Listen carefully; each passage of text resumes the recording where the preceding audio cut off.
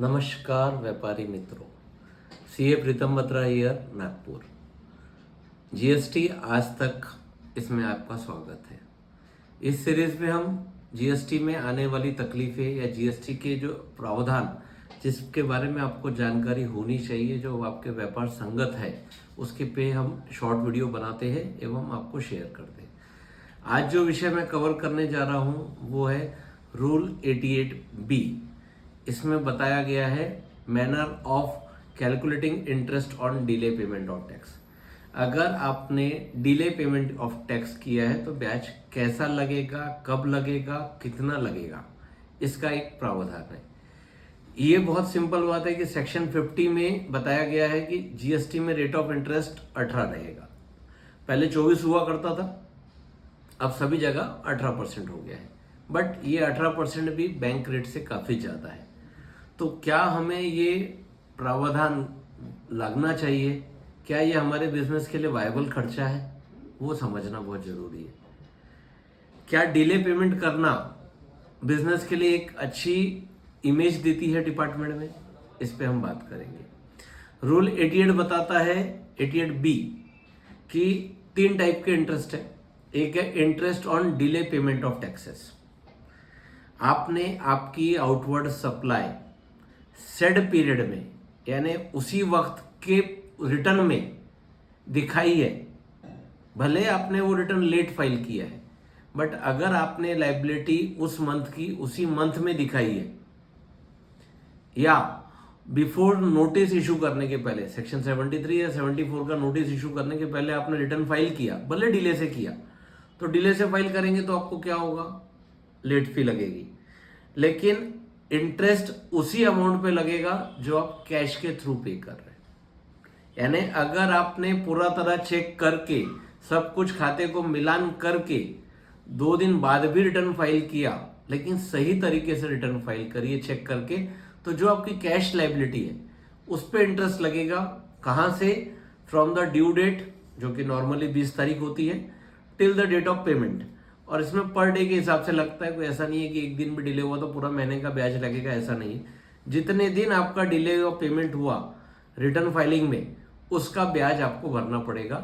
इसकी prime condition ये है कि आउटवर्ड सप्लाई जिस महीने की थी आपने उसी महीने के रिटर्न में दिखानी चाहिए, और ये रिटर्न आपने 73 और 74 के नोटिस आने के पहले फाइल कर देनी चाहिए।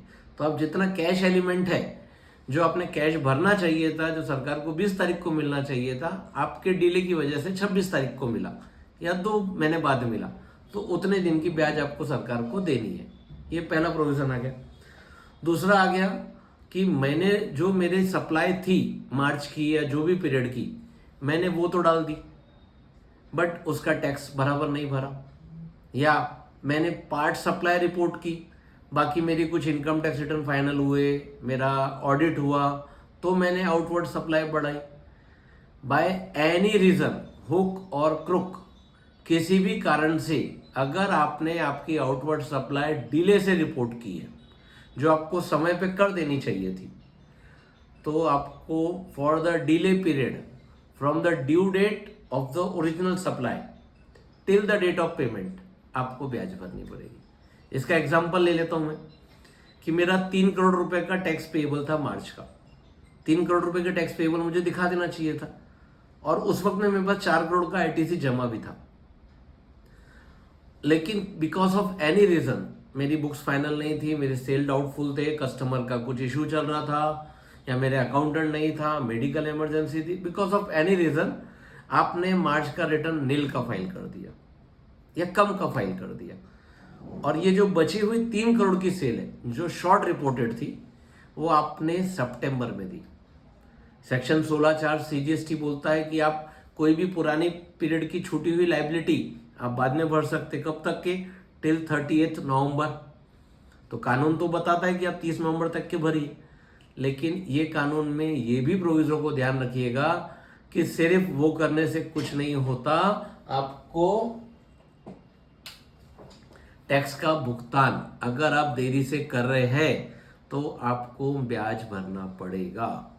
सो delay in reporting of tax will attract interest on gross amount.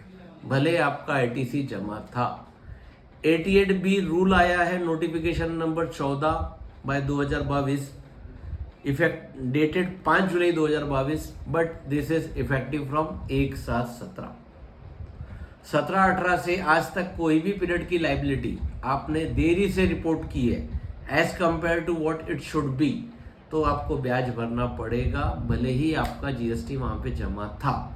अब हमारे एग्जांपल में हम देख रहे हैं कि हमें 3 करोड़ की सेल रिपोर्ट करना था और परचेस हमारा 4 करोड़ रुपए का था, फिर भी हमें 3 करोड़ रुपए पे 6 महीने का ब्याज भरना पड़ेगा, irrespective of input tax credit.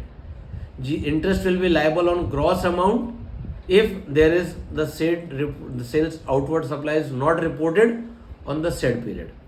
ये थोड़ा ड्रैकुलियन प्रोविजन है, बट डिसिप्लिन में लाने के लिए ये प्रोविजन जरूरी है।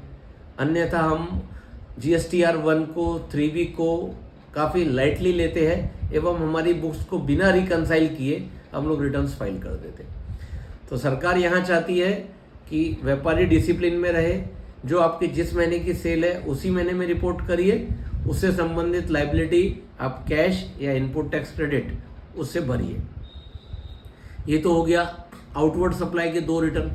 पहला डिले इन फाइलिंग रिटर्न, उसमें कैश का आएगा। दूसरा आ गया delay in reporting of the liability.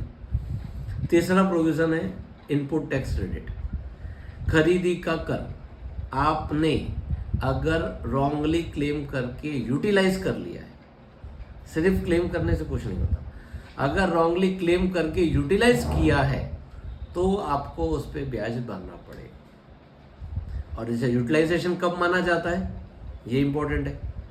Utilisation ऐसा हो गया कि जैसे मैंने 10 करोड़ का आईटीसी गलत क्लेम कर लिया, तो मेरा इनपुट टैक्स क्रेडिट लेजर का बैलेंस बढ़ के हो गया 14 करोड़ रुपए। पहले 4 था, 10 मैंने और क्लेम कर लिया जो गलती से क्लेम किया, तो ये 14 करोड़ रुपए। 6 महीने बाद मेरे को ध्यान आया, मेरी जागरूक यानी मुझे रिकंसाइल किया तो समझ में आया कि 10 करोड़ तो मैंने गलत क्लेम कर लिया। लेकिन जिस दिन मैंने रिटर्न वापस किया उस दिन मेरे पास वो कंटिन्यूअस वहाँ से क्लेमिंग से आज तक के वो 10 करोड़ वैसा का वैसा ही पड़ा था, वो बैलेंस कम नहीं हुआ था। इसका मतलब है मैंने यूटिलाइज नहीं किया, और यूटिलाइज नहीं करूँगा तो मुझे ब्याज नहीं भरना है। बट अगर एक दिन भी वो बैलेंस कम हो गया तो from the date of utilisation till the date of reversal उस पर ब्याज लगेगा। किस अमाउंट पे लगेगा, जितना अमाउंट यूटिलाइज हुआ है। अच्छा, रॉन्ग क्लेमिंग में एक चीज़ और है, अगर मैं गलत क्लेम कर रहा हूँ और वो गलत क्लेम मैंने डिले से किया है, जैसे मैंने मार्च का रिटर्न सितंबर में आके भरा और रॉन्ग आईटी से अवेल्ड किया और अक्टूबर महीने में रिवर्स कर दिया, तो ऐसा मुझे तो कानून ऐसा लगता है कि मैंने सितंबर में क्लेम किया, अक्टूबर में रिवर्स कर दिया। बट मैंने सितंबर में कौन से महीने के रिटर्न में क्लेम किया, मैंने क्लेम किया मार्च के महीने का रिटर्न। मार्च का जो ड्यू डेट था, ये क्लेम तब माना जाएगा, और वो अगर रॉन्ग क्लेम्ड है तो 20 अप्रैल जो वहाँ की ड्यू डेट है, वहाँ से till the date of reversal मुझे ब्याज भरना पड़ेगा। काफ़ी इंपॉर्टेंट प्रोविजंस है, बहुत ध्यान से करिएगा। 2 चीज़ का बिल्कुल ध्यान रखिए, डिले रिटर्न्स बिल्कुल परफेक्ट डालिए, उसमें कोशिश करिए डिले ना करें। अगर डिले होता है तो कैश अमाउंट पे इंटरेस्ट भरना है, उसमें कोई लड़ाई करने की ज़रूरत नहीं है। Secondly, outward supply said month के रिटर्न में ही रिपोर्ट करिए। शॉर्ट रिपोर्टिंग करने से जितना आप डिले करेंगे उस पे ग्रॉस अमाउंट पे आपको 18% की ब्याज भरनी पड़ेगी। तीसरा, रॉन्ग अवेलमेंट ऑफ आईटीसी मत करिए, और बाय मिस्टेक अवेल हो चुका है तो प्रॉपर चेक करिए और अनयूटिलाइज्ड उसे जल्द से जल्द वापस कर दीजिए। यह सारी जानकारी आपकी सुविधा एवं सावधानी के लिए दी गई थी। आपसे निवेदन है आप हमारे YouTube चैनल को सब्सक्राइब करें ताकि ऐसे ही अपडेटेड वीडियो आपको मिलते रहे। अन्य किसी शंका के लिए आप मुझे संपर्क करें, या GST का rule 88B manner of calculating interest for delayed payment of tax, इसे पढ़िए और समझिए। धन्यवाद। CA प्रीतम बत्रा, नागपुर।